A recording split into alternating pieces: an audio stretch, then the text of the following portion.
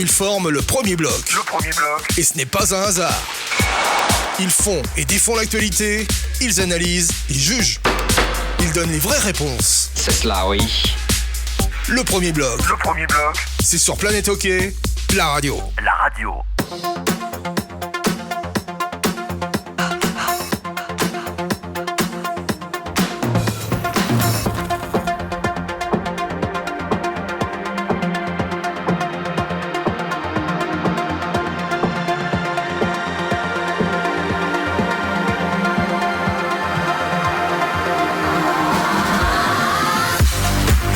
Madame, monsieur, bonsoir. Bienvenue dans la première édition du premier bloc pour le premier jour de diffusion de Planète Hockey, la radio, un rendez-vous que vous retrouverez chaque semaine, 1, 2, 3 fois. Tout dépendra un tout petit peu de l'actualité. On est heureux en tout cas de vous retrouver sur les ondes de votre nouvelle web radio qui parlera, vous l'avez compris, énormément de hockey sur glace. Et pour cette première, puisque nous sommes à Lausanne, il y avait conférence de presse ce matin du Lausanne Hockey Club, eh bien on a le plaisir de recevoir le CEO du Lausanne Hockey Club, Chris Wolf.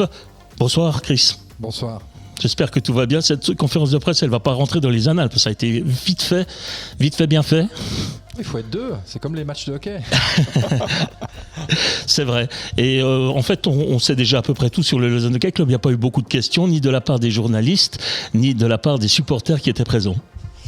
C'est vrai, c'est un club qui cherche encore ses marques, qui a connu beaucoup de changements ces 6 dernières années. Et donc, on est en quête de stabilité. Donc forcément, on essaye de reproduire maintenant, d'une saison après l'autre, des choses positives pour réussir à atteindre nos objectifs.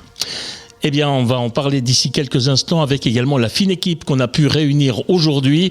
En l'occurrence, allez, on y va de droite à gauche. Nous avons Laurent Antonioli qui nous a rejoint aujourd'hui. Bonjour Laurent, bonsoir Laurent plutôt. Bonsoir à Laurent Perroton. Bonsoir. Et bonsoir à Christian Ponty. Bon. Le premier bloc, première édition, c'est parti.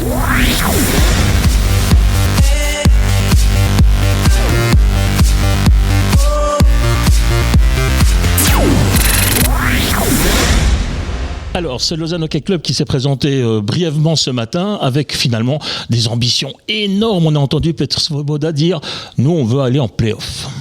C'est le but de tous les clubs, quoi. Pas tous, sur 14, je pense pas. Mais après, pour être raisonnable, je pense qu'il y a une grande retenue à peu près chez tout le monde, parce que quel va être l'impact de ces 6 étrangers sur la glace ? Qu'est-ce que ça aura comme conséquence sur le jeu, sur les rosters ? Est-ce que les équipes présumées un petit peu plus faibles, avec 6 étrangers, en fonction des 6 qu'ils ont engagés, sera nettement meilleur que prévu ? Enfin, il y aura son lot de surprises chaque année. Hein. C'est ce qui rend le hockey beau et ce début de championnat excitant. Alors messieurs, à entendre Chris Wolf, on a le sentiment que ça va se jouer au niveau des étrangers. Alors que faut-il penser des étrangers du Lausanne Hockey Club, des nouveaux étrangers, de la gestion même des étrangers ? Laurent Perroton. Bah écoutez, c'est pas mal. Hein. Moi, Kovacs m'a vraiment plu dans l'intelligence de jeu et la rapidité d'exécution. Il pense vite. Il y a des étrangers, c'est catch, c'est une valeur sûre. Donc après, il faut trouver l'amalgame entre les joueurs. Ensuite, pour parler des playoffs, les 6 premières équipes, ça va être la constance. Justement, il va pas falloir perdre des points contre les équipes de bas de classement comme Ajoie, comme Langnau. C'est ça qui va faire la différence pour être dans le top 6. Et il faut vraiment être dans le top 6 parce qu'après les pré-playoffs, on a vu que c'est très très compliqué. Donc la constance va être très très importante pour les équipes et justement l'état d'esprit du groupe. Et ce que j'ai aimé ce matin dans la conférence de presse, on a beaucoup parlé d'état d'esprit. Je pense que ça va être une profonde différence et Lausanne a mis les moyens avec ce team building au mois de juin. Laurent ? Moi, je parlerais plutôt de homogénéité du côté des dirigeants du LHC. J'en ai parlé un peu avec John Foust. On savait ce qu'ils voulaient comme joueurs étrangers. Pas forcément comme d'autres clubs d'avoir des méga stars qui vont faire des méga points, mais plus qui vont être au service du collectif, qui vont travailler aussi pour la ligne. Je pense notamment à Raffel, je pense à Salomaki. Vous verrez, ce ne seront pas des joueurs étrangers comme on l'attend, qui vont faire 40, 50 points peut-être, mais le tout petit travail de l'ombre. Moi, le Salomaki, vous verrez en box-play, je ne suis pas étonné que le LHC ait le meilleur box-play de la Ligue, par exemple. Alors on va continuer, on va finir notre petit tour de table avec Christian Ponty. Oui, moi je suis assez d'accord. Déjà, ce qu'on sent, c'est qu'ils ont bien compris où était le problème. Notamment, ils ont parlé de powerplay. Un gars comme Odette, il doit amener son lot de goal, normalement. Donc ça, je pense que c'est un gros plus. Après, je pense qu'effectivement, l'état d'esprit, c'est juste fondamental. Et puis après, par rapport aux objectifs, à part 3 équipes qui peuvent viser le top 4, je pense qu'on ne peut pas dire autre chose que 8. Ça me paraît normal. Alors moi, je vais reprendre un petit peu les choses par le menu. Il y a un mot que j'ai retenu, et c'est le mot constance, justement, qu'on a déjà pas mal évoqué depuis le début de cette émission. Est-ce que l'on peut dire, du côté du Lausanne Hockey Club, que la constance est de mise depuis, une année ou 2 ? La stabilité. Constance, pour moi, veut dire stabilité. Alors, en ce qui me concerne, c'est la première chose que j'ai dite en septembre de l'année dernière. 6 ans, 3 patinoires, 3 actionnaires, 3 CEO, 4 directeurs administratifs. Ça, c'est juste le bureau. C'est tout pour déstabiliser à peu près tout le monde. Donc je crois que oui, on est à la recherche de cette stabilité-là. Et il n'y a pas de miracle. Les projets de Zug, les projets, ça s'est pas bâti en 2 coups de clé à molette et une décision le vendredi à l'Ashtamtisch. C'est des choses qui ont été réfléchies, qui se sont bâtis depuis des années et qui portent leurs fruits maintenant. Le succès de Fribourg, on peut en parler. Les 5 premières années pour Dubé ont été difficiles. Avant de connaître le succès qu'on connaît ces 2 dernières saisons, il faut leur donner du crédit, bravo. Donc oui, stabilité plus que jamais. Donc ça veut dire que par exemple un John Foust, par rapport à ce qui s'est passé l'année passée, dans un autre état d'esprit, il serait plus entraîneur de Lausanne Hockey Club cette année. Là, vous êtes prêt à le maintenir, quels que soient les résultats ? Il y a 2 lectures. Soit tu constates qu'on a raté notre début de championnat l'année dernière et puis qu'on a été dans le dur pendant 4 mois, ou tu rebondis sur le fait que John a réussi à remobiliser son groupe, à faire un restart, à les reprogrammer, et ça a donné, à part la fin, parce qu'on aurait tous voulu battre Fribourg, mais on sait pourquoi on ne les a pas battus, mais le travail qui a été fait était bon, puis c'est là-dessus qu'on doit maintenant surfer et capitaliser. Non, mais on l'a vu sur la glace, en effet, le changement d'état d'esprit de l'équipe à l'approche des playoffs. On a vu un très bon LHC contre Fribourg. Ça aurait pu passer aussi pour Lausanne à ce moment-là. Voilà, c'est Fribourg qui est allé en demi-finale, c'est comme ça. Mais je pense que c'est très bien, en effet, aussi de stabiliser autant l'administratif, avec quelqu'un qui connaît le cru au niveau économique, c'est Chris Wolf, mais aussi au niveau sportif. On le sait, il est très critiqué depuis qu'il est arrivé à la tête de ce club en changeant plein de choses, les joueurs, les entraîneurs. Là, il y a au moins de la stabilité. Bon, on va quand même pas lui reprocher ça maintenant, quand même. Oui, moi je rajouterais qu'après, quand il y a beaucoup de changements, il y a des contrats qui sont en cours. Et c'est vraiment difficile aussi aujourd'hui, par rapport à ce qui s'est passé avec le Covid, d'avoir des joueurs que tu peux faire partir, qui reviennent, etc. Donc le nombre de contrats en cours a dû aussi perturber un petit peu le staff technique. Maintenant, on voit qu'il y a une identité de jeu avec des joueurs qui sont dans les secteurs de jeu bien mis en place. Le bémol sur la préparation encore, c'est vraiment trouver un powerplay, mais là, ça prend du temps. Zug, ça leur a pris 3 ans pour avoir un excellent powerplay. Pour moi, Zug est un exemple parce qu'à chaque fois, ils font du profilage, ils vont chercher le joueur exactement ce qu'ils veulent pour tel secteur de jeu. Et à côté de ça, ils ont un centre médico-sportif, ils ont tous des infrastructures et puis des finances très élevées. Mais voilà. Laurent, vous prenez l'exemple de Zug. Zug, le powerplay est bon depuis 3 ans. Ce sont les mêmes hommes qui sont sur le même powerplay depuis 3 ans. Exactement. Donc on a une stabilité autant au niveau des joueurs qu'au niveau après des résultats. Exactement. Et puis surtout, il y a une intelligence dans le recrutement. Il y a une intelligence dans le recrutement et on ne se trompe pas. En fait, on ne se trompe pas et c'est beaucoup réfléchi. Il y a beaucoup de concertation entre les staffs. Et quand on voit qu'au niveau du mouvement junior, il y a des gens du mouvement junior, des entraîneurs qui accèdent à la première équipe, je crois que c'est une bonne façon de travailler et ça permet à tout le monde d'amener sa performance. C'est le cas du côté de Lausanne. Cette année, on a amené l'entraîneur du junior élite à la première équipe. Ouais, c'est important de le dire. Exactement. Ce que fait Zug encore une fois en s'occupant de la promotion finalement de ces entraîneurs juniors pour les mettre en tournus au service de la première équipe. Vous êtes content du recrutement en tant que patron ? Oui, j'aimerais juste rebondir sur ce que vient de dire Laurent Perroton, sur les choix et puis les critiques, ou plutôt les critiques qui ont accompagné les choix de Peter. avant Peter, on ne peut pas dire que la maison du Lausanne Hockey Club, c'est une maison qui était fière d'exhiber sa salle de trophées et qui a gagné beaucoup de choses dans sa carrière. Il faut bien admettre ça. Donc, lui, il a repris les choses, évidemment, en faisant le constat qu'il y a des choses qui fonctionnaient, des choses qui ne fonctionnaient pas. Il y a des joueurs qu'il a gardés, qu'il n'avait pas signés. Je pense à Elner, je pense à Frick. Et puis, il y a aussi des joueurs dont il a estimé le rendement ou le profil qui ne correspondait pas à son projet. Et donc, on ne peut pas dire ça va pas, mais faites pas de correction. Je veux dire, à un moment donné, il faut aussi assumer ça. Et c'est vrai que il l'a fait. Il faut lui donner ce crédit. Maintenant, est-ce que la mayonnaise cette année va prendre? Il y a quelque chose qui est très juste, qui a été dit. On a souffert l'année dernière, à la même époque. Je vous rappelle qu'on avait des problèmes dans le vestiaire. Il y avait des joueurs qui s'entendaient pas, des joueurs qui voulaient partir. Il y avait des joueurs qui n'étaient pas intégrés, etc. Je pense que là, on a mangé notre pain noir et que véritablement, les efforts ont été faits pour que cet esprit de groupe soit fort avant le début de la saison. Christian Ponty, mettez-vous dans la peau du supporter. Aujourd'hui, vous avez quelle vision du LHC? Alors, justement, je rebondis aussi sur ce qui vient d'être dit. L'exemple typique, on l'a vu quand on était à la Vallée de Joux, on a vu jouer Fribourg. Fribourg, je vais répondre à la question. C'est vraiment un team, c'est une équipe. Mais pourquoi? Parce qu'il y a une âme, il y a beaucoup de Fribourgeois, il y a beaucoup de pièces importées, mais il y a un noyau dur. Et moi, je pense que c'est quelque part, c'est un peu ce qui manque à Lausanne et ce qui est en train de se construire. Et d'ailleurs, c'est pas pour rien qu'il a dit que teamwork, l'idée, c'est de travailler là-dessus. Et je pense qu'il faut un noyau avec une âme. Et puis ça peut prendre du temps parce qu'effectivement, il y a eu beaucoup de changements. C'est parti un peu dans tous les sens à un moment donné.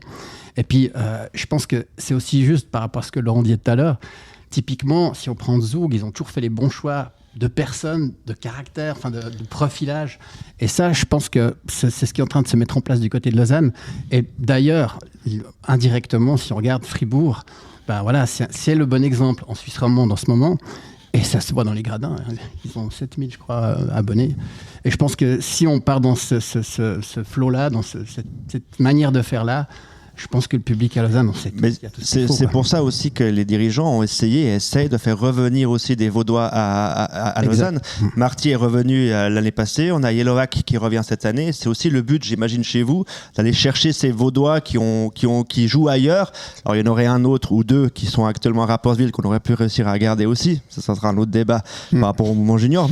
Mais je pense que c'est aussi une volonté de votre part, Chris, et au club de faire revenir aussi des Vaudois à Lausanne, j'imagine. Et là, il faut donner du crédit à Peter.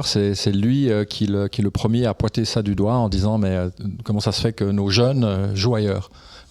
Pour lui, c'était une évidence qu'on devait les rapatrier. Je pense que c'est bien, il ne faut pas faire une fixette non plus, mais évidemment que construire un projet identitaire, après, on peut avoir que des Vaudois et ils ne s'entendent pas, ça nous fait une belle jambe. Non, c'est clair que non. D'accord. Il faut que la mayonnaise prenne. C'est aussi important pour vous au niveau de la communication, au niveau du marketing, au niveau des fans, d'avoir des gens qui peuvent parler avec les gens, au niveau de la langue. Enfin, je veux dire, c'est important, j'imagine aussi pour vous dans ce domaine-là aussi d'avoir des gens d'ici. Oui, puis vous savez, les 6 mois ou les 4 mois de la saison dernière qui étaient dans le fameux projet du centenaire, moi, personnellement, elles m'ont appris plein de choses. On a fait revenir beaucoup de joueurs, beaucoup d'anciens joueurs. On les a présentés sur la glace, je les ai présentés à Peter, ils ont passé du temps avec les supporters, ils ont passé du temps avec nos partenaires. Et tu vois les yeux de nos supporters briller quand on vient avec un Serge Poudrier, quand on vient avec Claude, avec Gérard, avec ces anciennes figures-là.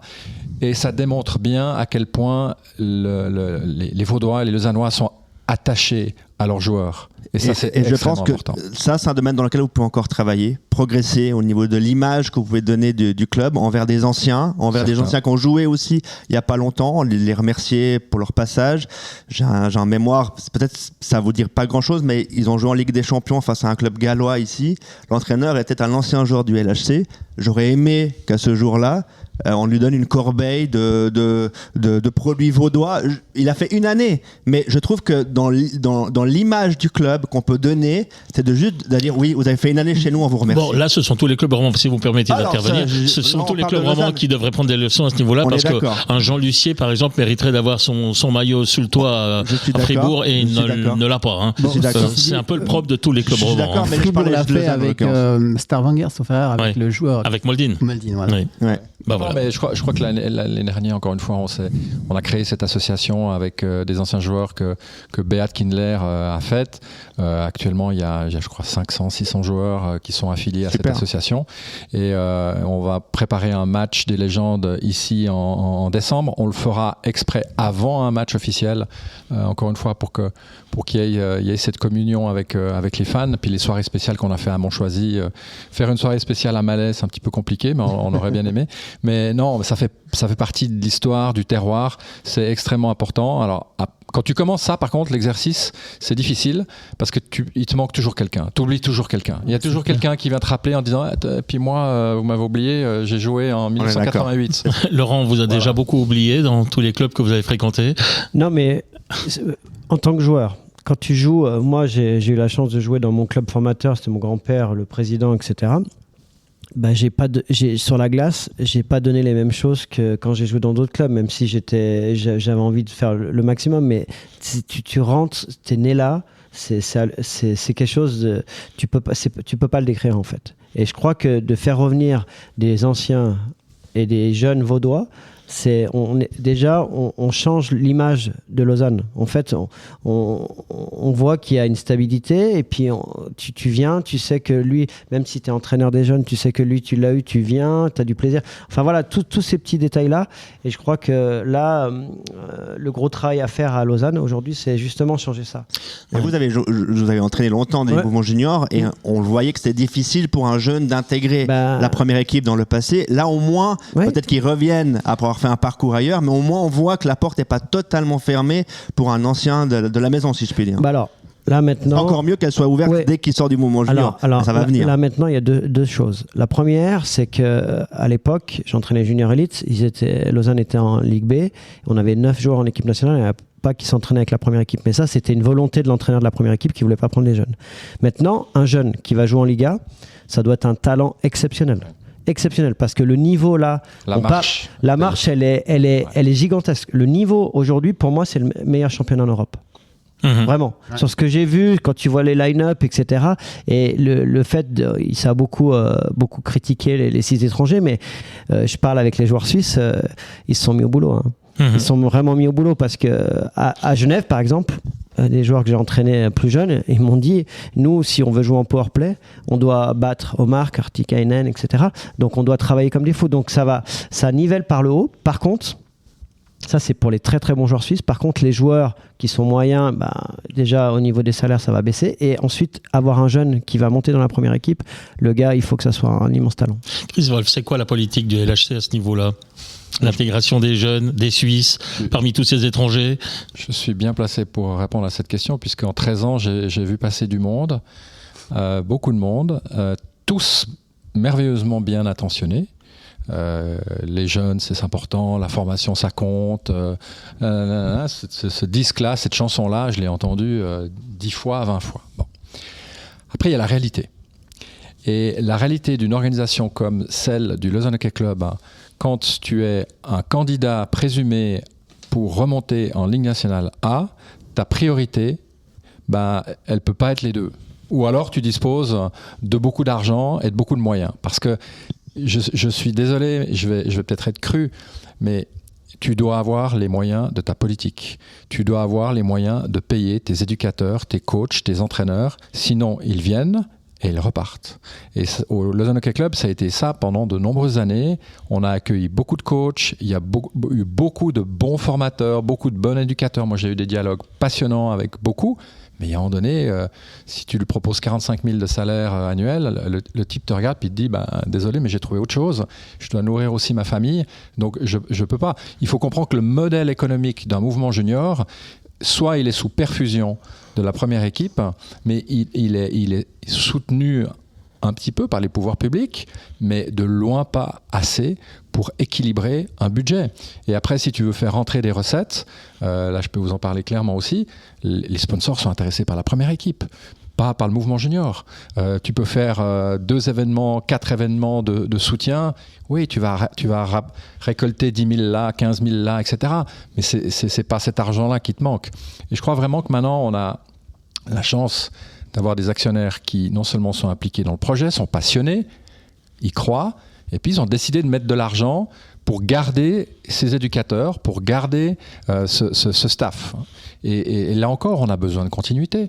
Tu ne peux pas avoir un projet avec des entraîneurs juniors qui changent tout le temps, c'est pas possible. Et puis si je reviens maintenant au timing, donc quand tu es en B, ta priorité c'est d'aller en A.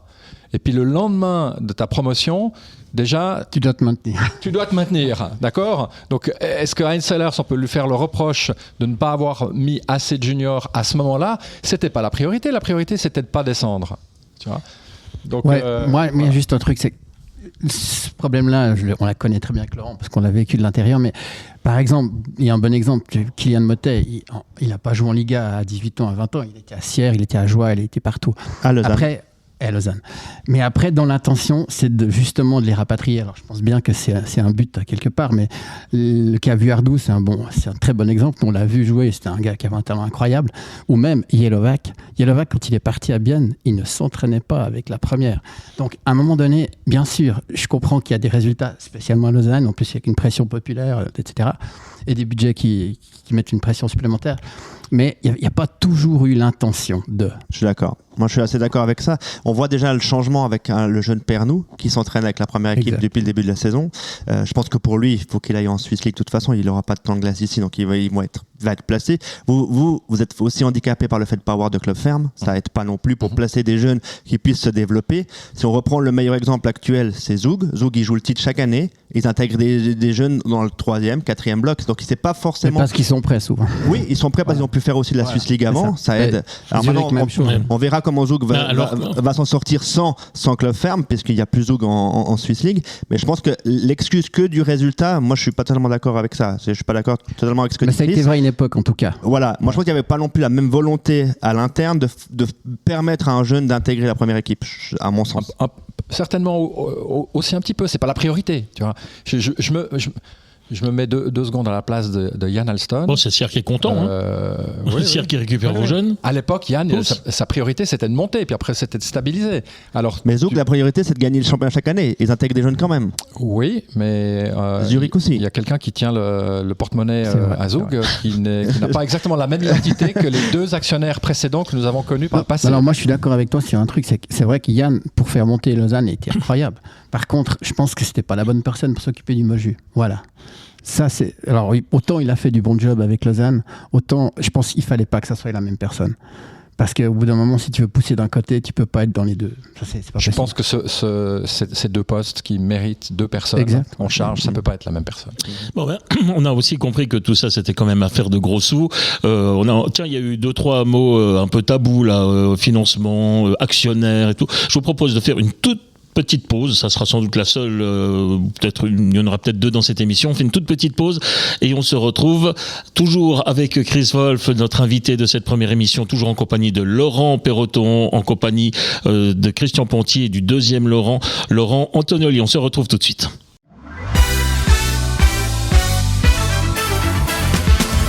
Instead of meat, I eat veggies and pussy. I like them both fresh, like them both juicy. I ride my bicycle to work instead of a car. All of my groceries are divided by weight and stored in glass jars. Got my reusable bag, that swag, my flex, my flag. Zero waste, that is my jam. Save fuel and sell your truck. The karma comes for free and so does luck. All aboard the green Titanic. Let's sail the world and then cruise the Atlantic. No ice in the way, no need to panic. All the signs are there, let's go organic. Eat your veggies, baby, think of me. Little kitty, don't you know that being green? Know that being green is hot. It's hot. Being green is cool. It's cool. Eat your salad, save the planet. Being green is sexy and fun. Being green is hot. It's hot. Being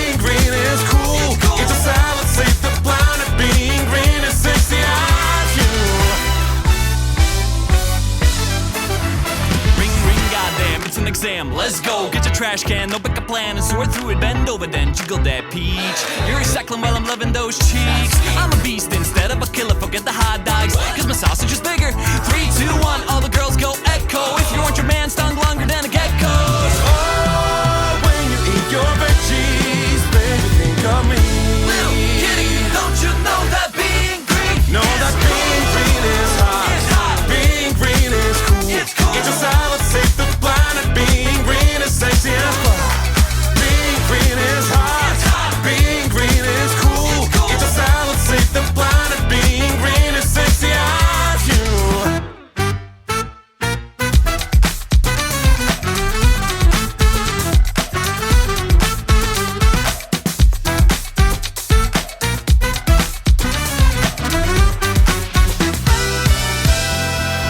Know that being green is hot. Being green is cool. Eat your salad, save the planet. Being green is sexy as fuck. Being green is hot.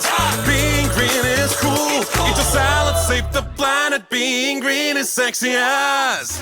Na na na na na na na na na na na. Na na na na na na na na na na na na.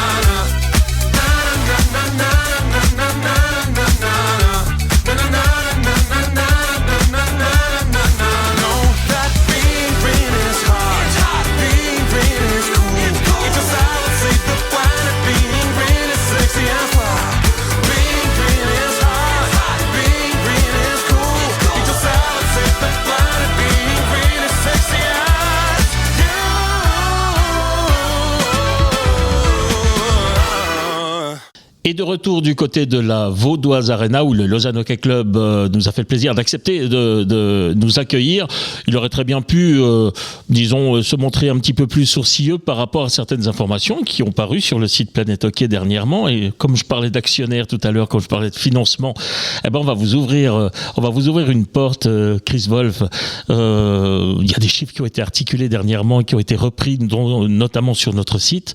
Comment fait-on pour creuser un trou de 50 millions comme ça en 2 ans? Bon, première chose, on ne commente pas les rumeurs. Donc, mais vous allez nous la commenter quand même. Non, mais vous allez donner les bons chiffres surtout, c'est ça? Non, mais pour moi, il y a une chose qui est essentielle. Je ne sais pas, vous qui êtes des journalistes, je pense que quand tu as une information, tu la vérifies. Je n'ai reçu aucun appel de qui que ce soit concernant. Bon, nous on a dit oui, qu'on n'avait pas pu la vérifier. Vous êtes le seul. Faut toujours, quand tu marches dedans, il faut toujours se nettoyer les pieds avant d'en mettre partout sur la moquette. Ça, on peut reconnaître que vous avez fait le job. Non, pour être sérieux un moment, je crois que je vous remercie de me poser la question et j'ai plaisir à pouvoir répondre en détaillant les choses. Aujourd'hui, c'était la conférence de presse du Lausanne Hockey Club, mais pas du groupe.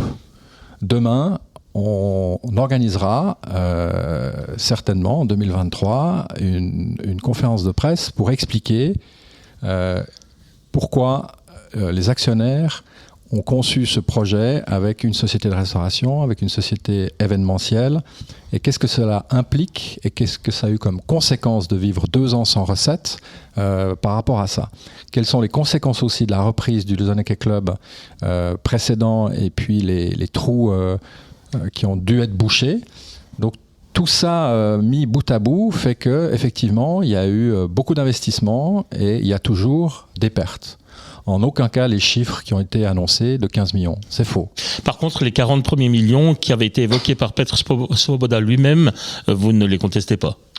Non, parce que encore une fois, quand tu investis dans une entreprise qui elle-même a consenti des investissements énormes en matière de technologie, en matière d'équipement gastronomie, et puis qui a été pour des investissements conséquents, parce que encore une fois, on exploite certaines choses à la Vaudoise Arena.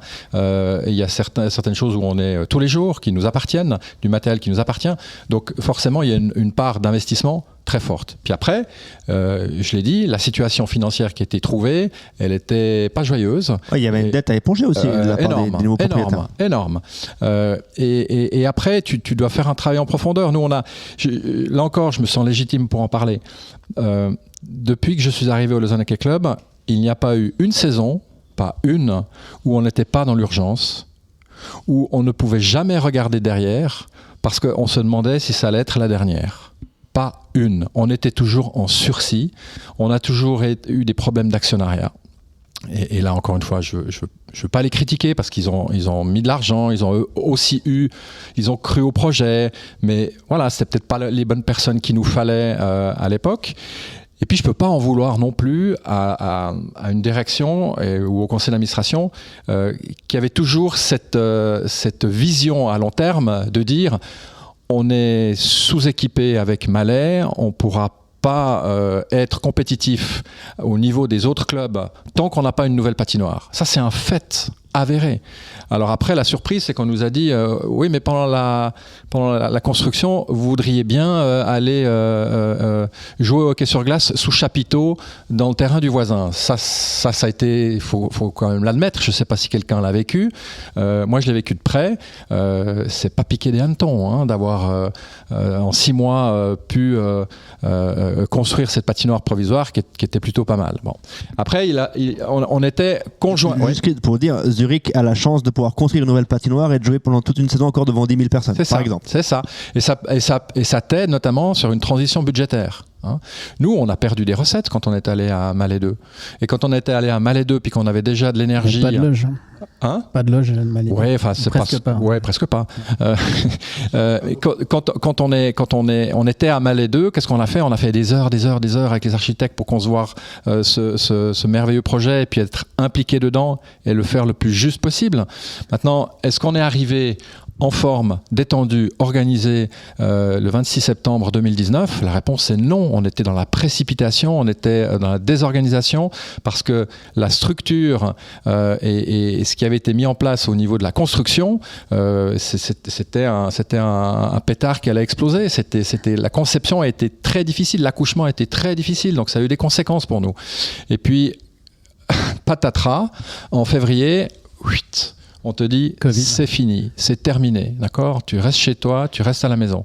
Donc on a fait un petit galop d'essai, mais surtout pas assez longtemps pour en tirer les conclusions et puis se dire ok, là j'ai vu trop grand, je dois maîtriser, je dois diminuer. Ou alors là on n'a pas vu le potentiel. Moi il y a des salles que j'ai vues sur plan.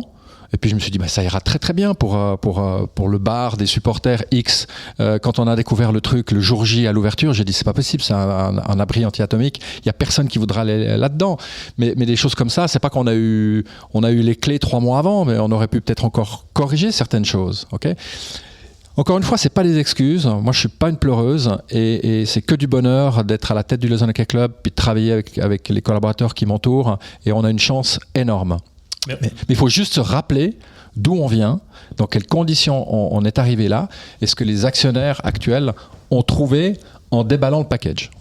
Mais on peut comprendre aussi que certains supporters se posent des questions et lisent évidemment les journaux. Alors il y a du vrai, il y a du pas vrai.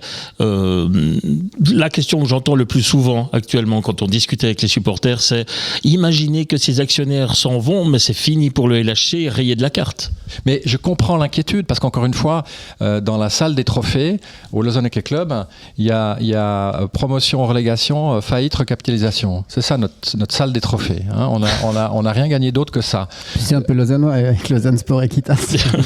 non mais voilà, donc je comprends ces inquiétudes-là. Et puis samedi, il y avait la fête des supporters. J'en ai parlé avec eux. On a fait une visite des vestiaires la semaine dernière aussi avec ceux qui se sont engagés depuis 5 ans. Et tout de suite, c'était le premier sujet de préoccupation. Et je le comprends. Et je leur dis aujourd'hui, les actionnaires sont là à tous les matchs. Ils sont passionnés, ils sont concernés par le projet, ils habitent la région, ils savent ce qu'ils font, ils savent où ils ont investi et ils sont conscients, eux aussi, qu'il y a un potentiel qui est énorme. Maintenant, il faut du temps pour travailler dans la stabilité la plus complète et je suis certain que le travail paye. Laurent ? Ouais, moi, ce qui me surprend bien, c'est qu'on parle avec le cœur là. Bon, moi, j'ai appris des choses là et en fait, je pense que quand on parle de Lausanne, et moi, je l'ai vécu à l'intérieur parce que j'étais entraîneur ici, c'est merveilleux. Hein. Mon premier match, j'étais venu voir Genève-Lausanne, j'entendais même pas mon copain à côté, donc j'ai vécu des émotions incroyables. Mais on a toujours cette impression qu'on dit pas les choses. Et là, on dit les choses. en fait, quand Chris il explique ça, moi je me dis mais c'est vrai que là c'est compliqué. Imagine, t'as la patinoire au dernier moment, il y a eu tellement de problèmes. Après, t'as été dans cette patinoire provisoire avec ce capital public. Donc c'est tout cela qui fait que tu prends conscience de l'ampleur de la tâche. Et je crois que ce matin, on en a parlé avec la nouvelle collaboratrice, c'est que maintenant il faut qu'on reste humain, même si c'est une entreprise à gérer très compliquée et puis avec un énorme budget, mais je crois qu'il faut qu'on soit à la fois très très précis, très très professionnel, mais en même temps très très humain et très proche des gens en fait. Et c'est ça qui va amener la passion pour ce club. Moi, je rajouterais une chose, c'est aussi au niveau du développement du club, c'est forcément maintenant l'extra hockey. Vous avez parlé de salles de spectacle, c'est dans ce domaine-là maintenant que l'argent va rentrer aussi pour Lausanne. C'est pas que les matchs de hockey, il faut se dire la vérité. Si on prend d'autres exemples, par exemple le CP Berne, ils gagnent beaucoup d'argent avec les restaurants. Alors bien sûr, pendant le Covid, ils ont été très touchés par ça, mais je pense que maintenant, c'est votre prochaine étape, c'est de développer, je dirais, ce qui est à côté du hockey sur glace, refaire venir ici je suis même venu ici voir Gad Elmaleh, donc c'est le prochain développement pour vous, et éventuellement aussi la restauration, ce sont aussi des éléments qui sont actuellement dans l'envie du club pour le développement du club. Claire, évidemment, c'est là-dessus que le projet s'est bâti. Il y a beaucoup d'organisations similaires dans le monde, on n'a rien inventé. C'est ce qu'ils voulaient faire à Genève, au départ, quand les Américains ont investi à Genève. Exact. Et par contre, vous parlez de ça, et j'aimerais faire un commentaire. Quand tu regardes la décomposition de la holding du Lausanne Hockey Club, on fait du sport professionnel, on fait de la formation pour les jeunes, on fait la cuisine, et on organise des événements, et pas que des petits, il y a des gros trucs qui se préparent, des gros concerts et autres. C'est 4 métiers différents, c'est 4 professions distinctes et différentes. Alors, elles s'imbriquent toutes l'une entre elles. C'est ça qui est excitant et c'est ça qui est intéressant dans le projet. Parce qu'avec certains supporters, on nous dit mais nous on s'en fout des concerts. Nous on veut voir Lausanne gagner. Alors que certains disent que vous voulez devenir le futur Michael Driberg non, de la place lausannoise. Non, il n'y a qu'un Michael Driberg. Non. Ce qui compte pour nous, c'est de comprendre le projet. Vous me donnez l'occasion sur plus de 30 secondes de le développer, donc je vais essayer de le faire tout en synthétisant. La nourriture, la bière, la fondue, ça fait partie du match, ça fait partie de ta soirée, c'est indissociable. C'est quelque chose, encore une fois, on l'a pas inventé, c'est en Emmental, à Fribourg, c'est dans toutes les villes. Moi, gamin, la saucisse grillée sur le bout de carton avec la Tommy qui dépasse et t'en avais plein la manche, ça fait partie du truc. Quand t'es avec ton père ou quand t'es avec tes collègues, c'est indissociable. La fondue, pareil. Donc la nourriture, quand on parle d'hospitalité, que ça soit pour nos supporters place debout, assis, les jeunes, les vieux, nos sponsors, nos partenaires, nos relations de travail, ça compte, ça fait partie de la soirée. Alors après, durant la soirée, les envies sont différentes. 26 fois une fondue, non. De temps en temps, j'ai envie d'un burger, puis de temps en temps, c'est cool si je suis au VIP, et puis je peux accéder à une nourriture un petit peu plus raffinée. Les spectacles, ça donne de la valeur à la Vaudoise Arena. Ça donne de la valeur à ton sponsoring, ça donne de la valeur à ton organisation. Si encore une fois, tu peux proposer, en plus du hockey sur glace, d'autres soirées de spectacles au pluriel. Et notre ambition, c'est pas de faire que du hard rock ou de la pop, etc. Mais c'est de faire tous les spectacles, encore une fois, parce que on sait qu'il y a une demande. On est situé au cœur de la Suisse romande, avec une gare à côté. Les Américains, les 2 géants du spectacle, ont les 2 fait leur analyse de la situation, et les 2 nous ont dit « mais on y va ». D'accord ? Mais ça se fait pas du jour au lendemain. C'est un métier difficile. Vous parliez de Michael Driberg. C'est quelqu'un que je connais très bien, que j'ai côtoyé dans mon autre vie professionnelle. Si c'était facile, ça se saurait. Voilà. Donc tu peux très très bien avoir du succès le mardi avec un artiste et puis ta salle elle est pleine, et le vendredi tu perds ta chemise et tout ce que tu as gagné le mardi parce que t'as pas bien maîtrisé l'artiste que tu as fait venir, et il y a un risque par rapport à ça. Donc voilà.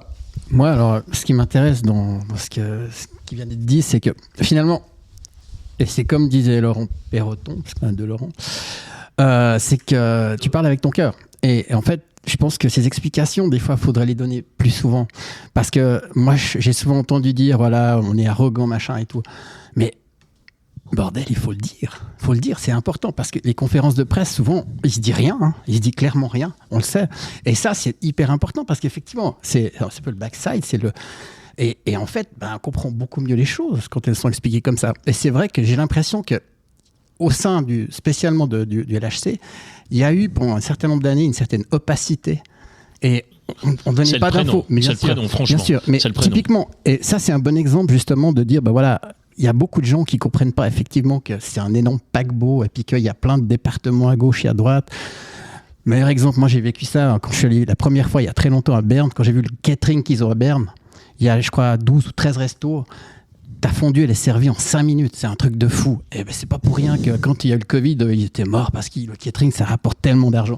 Voilà, on est un peu à la même étape. Mais si on ne connaît pas ce qui se passe derrière, on peut pas le comprendre. Et je pense qu'en termes de com, la com, je pense qu'il y a une nouvelle personne qui vient pour la com, c'est peut-être pas par hasard. Non, mais là où je vous rejoins, ce qui est intéressant, c'est que si on prend l'exemple de Berne, qui est un bon exemple au niveau de tout ce qui se passe à côté du hockey, parce qu'on parlait de restaurants, c'est des restaurants qui sont dans la ville, qui sont dans le canton. Est-ce que vous, ça a aussi quelque chose qui vous intéresse, c'est-à-dire de vous développer pas que ici à Malais, mais de vous développer aussi dans le canton, dans la ville, et d'avoir peut-être autre chose qui peut vous ramener aussi un peu d'argent? Parce que vous êtes dépendant, comme vous l'avez dit, d'un spectacle ou d'un match de hockey. S'il y a des résultats qui sont bons ou pas bons, selon si les résultats sont pas bons, il y a un peu moins de monde à la patinoire. Vous êtes dépendant de ça, mais peut-être que d'avoir un pilier un peu plus fort ou stable via des restaurants, est-ce que c'est quelque chose qui vous donne envie ou que vous avez envie de faire? Oui, mais... Ou autre chose, je ne sais pas. Un restaurant, ça peut être autre chose que des restaurants, je ne sais pas.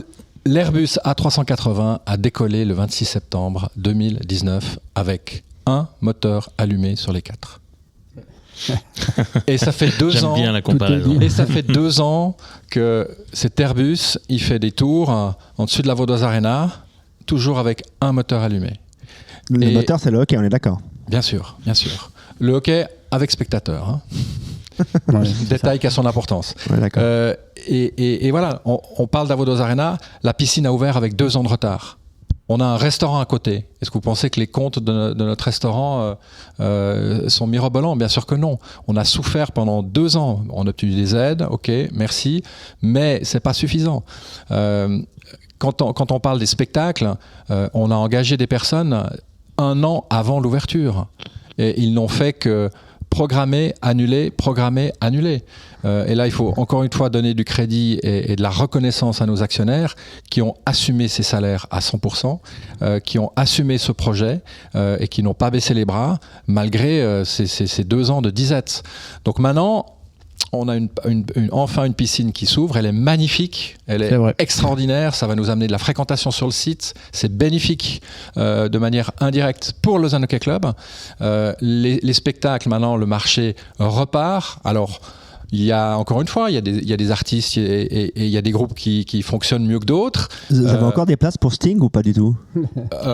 Sting, je suis assez inquiet. Ouais. Ah oui, c'est vrai. Ouais, d'accord. Ah bon. Je pense qu'on sera sold out. Ouais. Ah, vous êtes inquiet dans le bon sens. Hein. Ouais. Ah ouais, d'accord. Ouais. Ah non, si tu voulais des places. Ah oui, c'est ça. D'accord, j'ai compris. Après, voilà, il y a tout ça qui se met gentiment en place, mais en attendant, oui, le compteur tourne. Oui, il y a des pertes. Oui, on a perdu de l'argent, mais on en a perdu encore une fois parce que le bateau est gros. Parce que encore une fois, un autre club n'a pas investi autant qu'on a investi dans des domaines différents que simplement le hockey sur glace. Avec cette vision auquel j'adhère, la vision de Peter, de Grégory, de dire à 2030, on veut avoir gagné des titres, on veut que les filles jouent en Ligue nationale A, on veut que nos juniors soient performants partout en Suisse, parce que c'est illusoire de penser que tu formes puis qu'ils sont tous dans ton équipe première après. Hein. Et puis on veut avoir une Vaudoise Arena remplie avec des spectacles, des séminaires, des corporate events, du hockey, des playoffs et des émotions. Voilà, c'est c'est tout ce qu'on se souhaite. Chris Wolf, vous l'avez dit, le compteur tourne, malheureusement le chrono aussi. On sait que vous travaillez à peu près jour et nuit, donc on va bientôt vous libérer. Allez, quand même, une dernière. Qu'est-ce qu'on pourrait encore aborder avec vous rapidement et qui vous tiendrait à cœur, mis à part cette magnifique patinoire à remplir? Vous en êtes donc, ça marche, vous l'avez dit, les chiffres sont en augmentation, mais on est quand même très loin de l'avoir complètement rempli. Alors qu'à Fribourg, il y a 7000 abonnés. Aujourd'hui, on est à combien à Lausanne? On est à plus de 4000, mais on était guichet fermé les 4 derniers matchs de la saison dernière. Oui. Et c'est ce que je retiens. Et finalement, que notre audience soit composée à 50%, à 55%, à 48% ou à 64% d'abonnés ou de spectateurs, pour moi, c'est égal. Ce qui compte, c'est, encore une fois, c'est de faire venir le public, que le public se reconnaisse dans le jeu qui est proposé, dans l'attitude des joueurs et de l'équipe. Et puis, vous l'avez soulevé tout à l'heure, la transparence, la communication, l'atmosphère. Moi, je pense surtout, je vous souhaite un bon début de championnat. Si tu gagnes tes 6 sites premiers de la patinoire à Lausanne, ça réagit. Clairement. Ça, c'est le public lausannois, vaudois qui suit beaucoup par rapport aux résultats. Maintenant, là, on a 4000. Vous étiez à combien, par exemple, l'année passée, à la même période à peu près? 13% moins. Ah, l'année passée, c'était moins de 13%. Donc c'est bien, ça gagne une évolution à ce niveau-là. Ça veut dire que la prochaine étape, c'est d'être à 5000 avant le début de saison. On a rentré, je crois, 24 nouveaux partenaires pour le sponsoring. Le nombre d'abonnements, on est à plus de 4000, c'est 13% de plus. On a encore une fois une belle équipe. On sent qu'il y a une bonne cohésion, qu'il y a quelque chose qui est en train de se passer. Mais tu as raison, il faut gagner les premiers matchs, c'est clair. Lausanne, c'est une ville de hockey qui est exigeante, qui se satisfait. Je dirais une ville de sport qui est exigeante en général. Bien sûr. Donc pour vendredi, c'est bien, on t'attend. Bien, on t'attend, exact. Voilà, on va faire une mini pause parce que dans le cadre de ce premier bloc, on voulait quand même un petit peu évoquer les autres équipes rapidement. J'ai l'impression qu'on va même déborder. Ça ne devrait pas arriver, mais je pense qu'on va quand même déborder un tout petit peu. Merci beaucoup, Chris Wolf, de nous avoir accueillis encore une fois. Nous, on joue un petit peu les prolongations, si vous le permettez encore. Et on vous souhaite effectivement une très belle saison. Et on aura sans doute l'occasion de reparler de tout ça. On fera peut-être un bilan intermédiaire, pourquoi pas. Avec plaisir. En tout cas, on a apprécié l'accueil que nous a réservé le Lausanne Hockey Club. Les choses changent gentiment et je crois qu'il fallait le relever. Merci Chris Wolf. On se retrouve d'ici quelques instants encore avec notre autres rubriques. À tout de suite.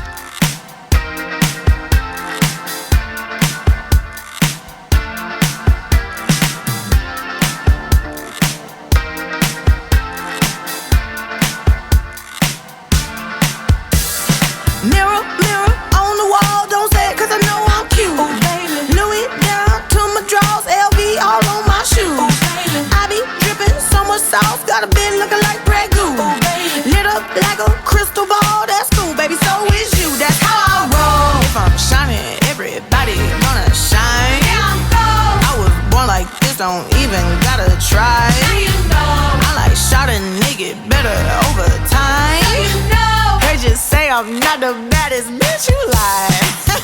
It ain't my fault that I'm out here getting loose. Gotta blame it on the goose. Gotta blame it on my juice, baby. It ain't my fault that I'm out here making news. I'm the put it in the proof. Gotta blame it on my juice. Yeah, yeah, yeah, yeah, yeah, yeah. Blame it on my juice. Blame it on my juice. Yeah, yeah, yeah, yeah, yeah, yeah. Blame it on my juice. Blame it on my juice. No, I'm not a snack at all. Look, baby, I'm the whole damn meal. David, you ain't being slick. Don't dare try to cop a feel. The juice ain't worth the squeeze if the juice don't look like this. Hold up, nigga, please don't make me have to take your bitch. Shit. If I'm shining, everybody gonna shine. I was born like this, don't even gotta try. I like shot a nigga better over time.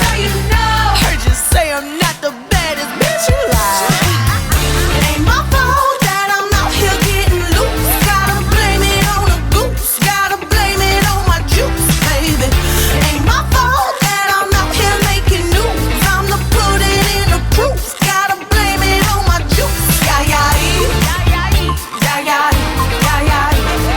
Blame it on my juice. Blame it on my juice. Yeah, yeah, yeah, yeah, yeah, yeah, yeah.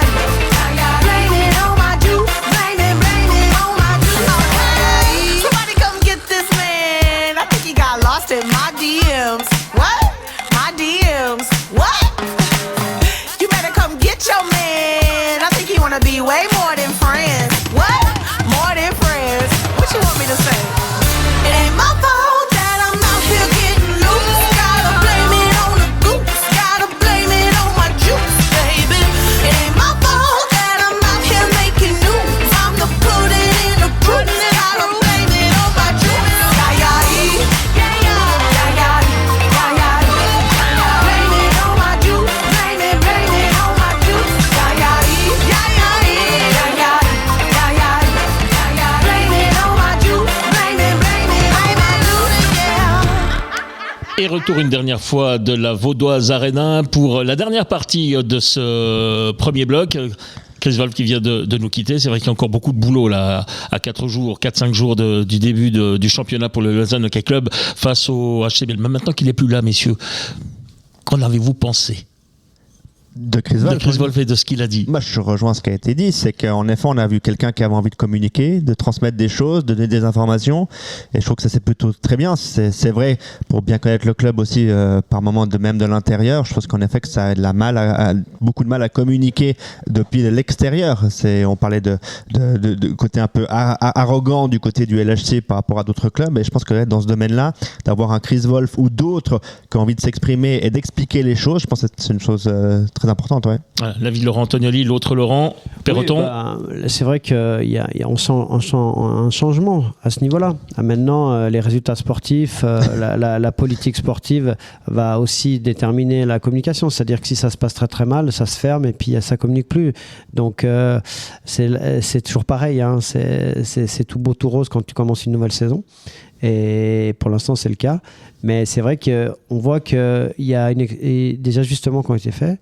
On essaye de revenir en arrière sur les mauvaises décisions ou les mauvais résultats sportifs pour améliorer ça. Et peut-être que ça va payer. Il y a de la stabilité au niveau du staff. John Fuss a pu choisir son assistant. Enfin, il y a des choses. Après, selon moi, il y a encore un peu d'ingérence au niveau sportif. Et j'espère que pour le staff, ils vont pouvoir travailler sereinement. Ça vous a plu son discours, hein, Christian Ponty? Bon, c'était juste qu'il a dit des choses, donc on est là pour ça, hein, finalement. Et puis l'autre chose, c'est que finalement, ce qu'on appelle de l'arrogance, c'est souvent le fait de rien dire. Et parce que, évidemment, les gens attendent quelque chose et il n'y a rien qui vient. Alors, j'étais vraiment extrêmement arrogant parce que, pour avoir l'ombre d'une info, pour avoir la réponse à un téléphone ou à un mail, c'était vraiment très compliqué jusqu'à présent. Hein. Justement, par rapport à ce qu'il a dit, on a parlé beaucoup de budget et autres. Maintenant, ce qu'il faut savoir aussi, c'est que déjà, c'est vrai que d'une certaine manière, Lausanne a eu de la chance de trouver des investisseurs qui mettent 40 millions dans un club. Ça, c'est pas. Et ça, des fois, on l'oublie. Après, c'est pas ça qui crée le plus d'inquiétude. C'est le fait d'avoir 60 joueurs sous contrat. Et ça, on sait très bien que ça a un coût. Donc effectivement, là, il y a une forme d'incohérence. Et là, ça a lieu d'inquiéter les gens. Et le problème, c'est quand on pose des questions à propos de cette ingérence, il n'y a pas de réponse. Bon, ils ont réussi à se séparer aussi de joueurs qui ne voulaient plus. Baumgartner, Barberio, Frolic, Arnold. Ils ont passé des joueurs en prêt à Grenoble. Je suis d'accord, mais c'est un coût. Et maintenant, alors justement, c'est ça que je voulais dire. Oui, on va aborder. Je suis pas totalement d'accord avec ça. Si on prend le cas de Baumgartner, si on prend le cas de Baumgartner, une partie du salaire est pris par Berne, une partie est prise par Lausanne. Donc vous économisez. Oui, mais enfin, il y a des joueurs qu'ils doivent encore payer et qui n'évoluent plus avec Lausanne. Oui, mais je suis d'accord, mais à partir du moment où tu as fait ce choix-là, il faut l'assumer. Et c'est des erreurs de profilage et des erreurs de casting. Oui, quand même. Bien sûr, mais je parlais que financièrement, si on prend le cas de Baumgartner par exemple, Lausanne gagne déjà en guillemets un peu de l'argent parce que Berne le paye déjà moins cher, paye une partie, donc c'est-à-dire que Lausanne paye déjà moins cher Baumgartner, même si ça n'empêche pas que l'erreur a été faite au départ. Ça, je dis pas le contraire. C'est là-dessus où il faut qu'ils changent les choses. Voilà le ton que l'on va souvent aborder dans le cadre de Premier Bloc. C'est vrai qu'on était aussi un peu consensuel avec le CEO du Lausanne Hockey Club, c'est normal, mais on a eu l'occasion de l'entendre et il pourra s'expliquer. On n'a pas parlé beaucoup de sportif. Mais voilà, maintenant on va quand même parler maintenant sportif. Alors si je vous dis que le Lausanne Hockey Club ne sera pas le meilleur club roman cette année, vous serez d'accord avec moi? Alors, vu l'armada offensive de Genève Servette, c'est vrai qu'on a tous envie de dire que Genève peut faire partie des trois premiers avec Zurich et Zug. Quand on voit les étrangers qu'ils ont, les joueurs suisses qu'ils ont, c'est assez impressionnant. Même les défenseurs qu'ils ont, c'est des défenseurs offensifs. Moi, je souhaite bonne saison à Desclous et à Maillère parce qu'il va falloir quand même qu'ils fassent 2-3 arrêts. Mais c'est vrai qu'offensivement, ça a l'air d'une équipe extraordinaire. Donc ça veut dire que Lausanne est en dessous. Ah oui, Et pourtant, il y a de clairement. bons gardiens, il y a de Oui, bons après, étrangers. c'est des choix différents. Là, le Servette a décidé de choisir des étrangers qui sont très offensifs, qui sont très capables de faire beaucoup de points, de marquer des buts, de faire des passes. À Lausanne, on a fait d'autres choix. aussi. Alors, Antonioli mise sur Genève Servette, Laurent Perroton. Bah moi, mon top 4 par rapport aux arrivées sur le papier, ce serait Zug, Zurich, évidemment Lugano et Servette. Maintenant, moi, on va voir comment la mayonnaise va prendre ici à Lausanne.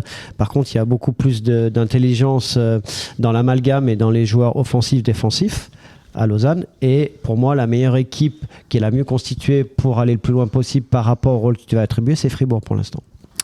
Alors exact, moi je pense la même chose dans le sens, c'est pas parce que c'est Laurent Perroton, mais je pense que déjà, il y a encore une fois, on a vu à quel point il faut pas louper son début de championnat, parce que c'est la pluie de banane. Alors on a vu l'exemple type l'année passée, Fribourg qui a cartonné, et puis qui a un peu calé juste avant les playoffs, et puis il faut arriver en confiance au bon moment. Après, sur le papier, alors moi aussi, c'est clair, je ne vais pas être original. Zug, Zurich, c'est plus fort. Lugano, à voir, très fort, mais comment ça va être géré, ça, c'est une autre histoire. Ouais, et puis, Genève, un outsider aussi, je pense, dans le top 4 pour moi. Après, moi, je pense que actuellement, l'équipe la plus équilibrée, à part Zug, peut-être, c'est Fribourg. C'est Fribourg. En tout cas, au niveau de l'amalgame, ils jouent déjà en équipe. C'est mon avis. Oui, alors, Anthony, il n'est pas d'accord. Non, je ne suis pas d'accord. À peu près, on va dire. Parce que forcément, c'est vrai que c'est une équipe qui joue ensemble. C'est une équipe qui joue depuis longtemps ensemble. Les joueurs se connaissent. Mais moi, ce qui me fait toujours peur à Fribourg, c'est forcément la profondeur. C'est-à-dire qu'il y a un ou deux blessés. Berra, tout d'un coup, est malade. Je ne sais pas si on peut, par exemple, pendant 3 semaines, jouer avec Hughes dans les buts. Alors, bien sûr, ils ont la possibilité encore de prendre des licences étrangères. Gardien étranger. Absolument d'accord, mais la même chose à Genève. Je veux dire, Gauthier très fort, Mayer, à voir. Voilà, quand même, entre Gauthier Mayer comme duo ou Hughes Berra, moi je pars avec Genève. Je suis d'accord. Par contre, Fribourg joue avec un powerplay où ils utilisent des Suisses. Ils utilisent moins leurs imports sur leur pipi, et ça aussi, ça a une importance capitale. Parce que comment vont être gérés ces imports ? Moi, j'ai vu Genève jouer un match amical. Franchement, les imports, ils jouent déjà 23-24 minutes. Hein. C'est long le championnat. Alors, sur la longueur, je suis d'accord. Alors, juste quelque chose à rajouter par rapport à cela. La profondeur. C'est clair que Fribourg n'a pas beaucoup de profondeur. Avec des blessés, ils vont être en difficulté. Mais par contre, dans la gestion de l'effectif, si tu n'as pas de blessés, c'est beaucoup plus simple que d'avoir des effectifs comme... Je vous rappelle que Miranda, Smirnov et Berton, pour l'instant, ils ne sont pas dans le line-up à Genève. Hein. Donc il y a un international letton, un international suisse, un international français. Donc la gestion des égos, la gestion du vestiaire. Et l'année dernière, Chris Wolf l'a très bien dit, le vestiaire, ça ne marchait pas, il y avait une mauvaise ambiance. Mais pourquoi ? Vous avez vu le nombre de joueurs qui est en tribune ? Et cette année, Simon Lecoq ne joue pas les powerplay. Il va y avoir le même problème avec Lausanne cette année, puisqu'un seul joueur sera indisponible pour la reprise de vendredi, c'est Boson. Donc ça veut dire que le contingent est quasi complet. Ouais. Alors, on revient à ce qu'on a dit. Est-ce que s'il y a des blessés, c'est très très bien et ça va rouler, mais le championnat va être intense. Donc, et si tu as des blessés comme à Fribourg, tu es vite en difficulté. Donc, ça fait partie d'une saison, ça fait partie de la chance, ça fait partie de la préparation physique. C'est tous ces aspects-là qu'on ne maîtrise pas, nous, aujourd'hui, au micro. Moi, le point d'interrogation qui est le plus important à Lausanne, moi, ce sont les gardiens. C'est-à-dire que si Tobias Stephan est en pleine forme, si son genou ne lui fait pas mal, c'est un gardien numéro 1, aucun problème. Est-ce que s'il ne peut pas jouer certains matchs, est-ce que Poulenovs peut vraiment devenir un numéro 1 ? Moi, j'ai un grand doute. Il a toujours été dans des équipes, notamment qui prend beaucoup de buts, avec des défenses qui sont forcément beaucoup plus faibles que ce qu'il va avoir à Lausanne. Moi, j'ai discuté avec des joueurs de Langnau. Ils me disent qu'il a le potentiel pour pousser Tobias Stephan et essayer de devenir numéro 1. Moi, c'est un grand point d'interrogation au niveau de Poulenovs. Poulenovs, je l'ai vu jouer avec l'équipe de Lettonie, il est exceptionnel. Mais dans son pays, il se sent en confiance. C'est un mec qui a besoin d'être en confiance. Mais Tobias Stephan, Poulenovs, moi, je préfère à Desclous Mayer. Parce que Desclous, très, très, très, très bon gardien, mais très, très fragile avec les adducteurs. Et Mayer, complètement en perte de vitesse. Je l'ai encore vu dans les matchs de préparation. Il n'a plus du tout de confiance. Et donc, du coup, pour moi, le duo de gardiens à Lausanne est vraiment sur ce qui se fait en Romandie et vraiment ce qu'il y a de mieux en attendant le retour de Van Pottelberg à Bienne avec le gardien étranger. Mais pour moi, ils ont le meilleur duo de garde. Et c'est ce que je voulais dire parce que comme il reste encore peu de minutes, on va élargir un peu le débat. On a évoqué 3 clubs romans, mais il y en a 2 qui n'ont pas encore été évoqués. Enfin, vous venez de le faire à l'instant avec Bienne et Van Pottelberg. Et puis, on a un autre duo également en Ajoie. Donc, il y a Ajoie et Bienne également. On n'en a pas encore parlé. Ça veut dire qu'on les voit vraiment très loin cette année. Bien, toujours début de préparation, c'est un peu des fois un peu champêtre. Hein. Ils ont des résultats. C'est l'infirmerie déjà aussi. C'est l'infirmerie, mais par contre, quand ils sont tous en santé, c'est vraiment une équipe qui peut être dans le top 6 si ça se passe bien. Ils ont la stabilité, un excellent directeur sportif. On verra un petit peu la qualité des étrangers, mais moi je crois qu'ils peuvent être dans le top 6. Ensuite, Ajoie, très bon duo de gardiens. Le sentiment que j'ai par rapport à Bienne, c'est que le contingent étranger a été très vite bouclé. Et finalement, ils ont bouclé le contingent beaucoup trop vite parce qu'ils se sont coupés la possibilité d'aller vraiment recruter en KHL. Hormis le gardien.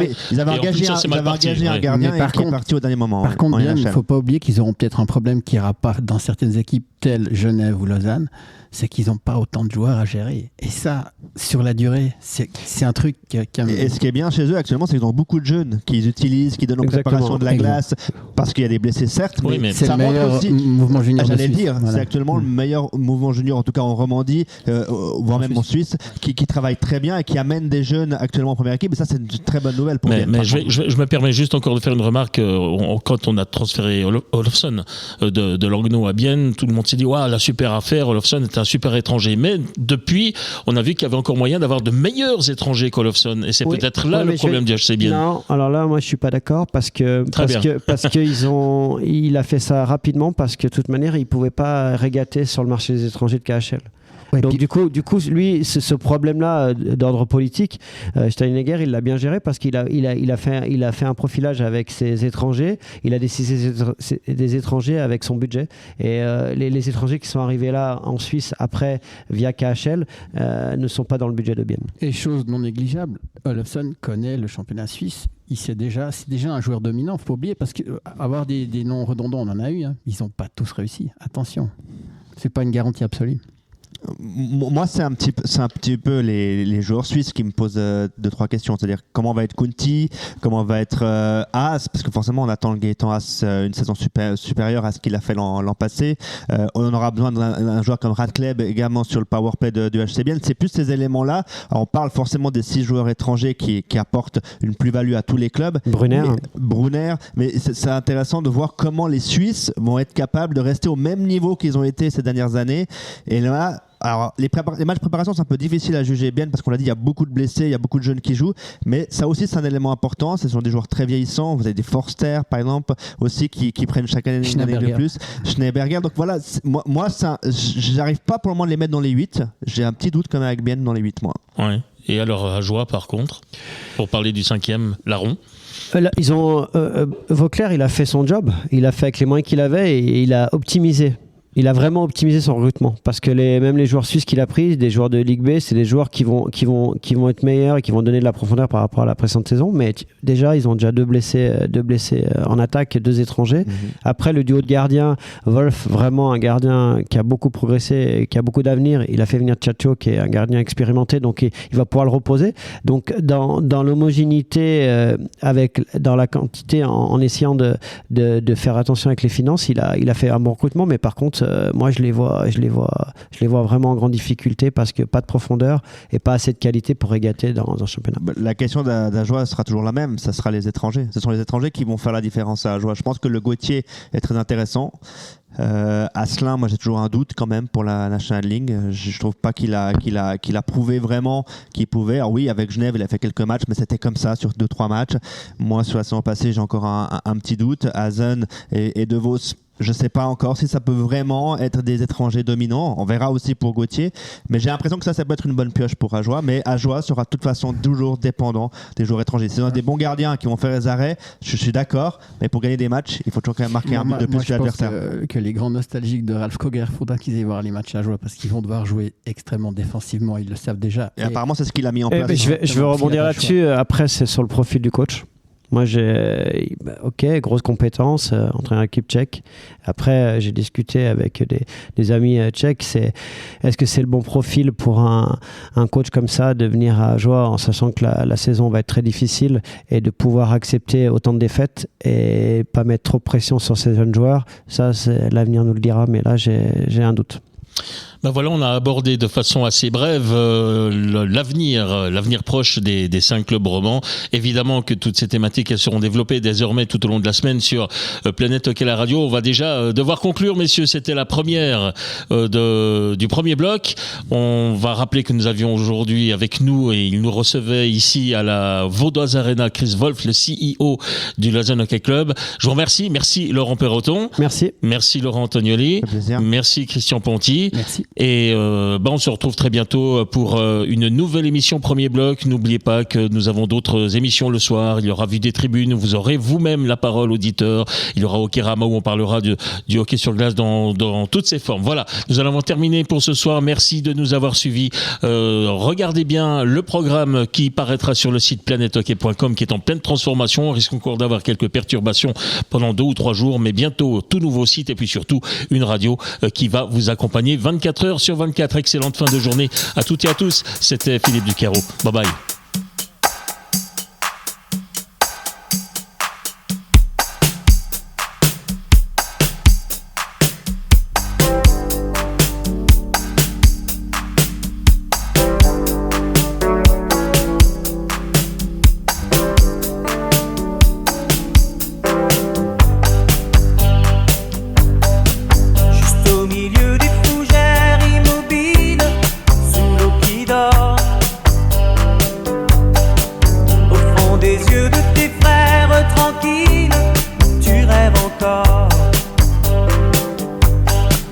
De cette fille aux écailles de reine qui te dévore.